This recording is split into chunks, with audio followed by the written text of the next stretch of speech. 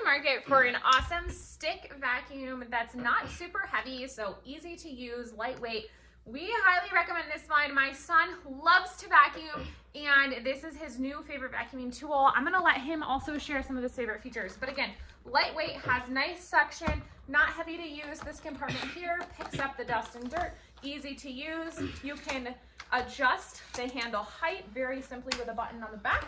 What other features do you think we should share? It's battery operated. Yes, it also has a mount for the wall. So that you can hang it. It has 2 modes, like a high suction and like a hard floor. Yep, it has some different accessories. So you can, how do you take the piece off? Remind me. How do you detach it? Press. So you simply press the button here. You're gonna pull off the bottom. So then you can make it handheld, which I actually used it this way the other day. Super easy to do. You can go ahead, when it's turned on, it looks like we don't have it charged. Oh no, here we go. You can see here, you can adjust the suction, and then you don't even have to hold this down the whole time. You just push it once and it turns it on. So that's a really nice feature. It also has a allergen filter.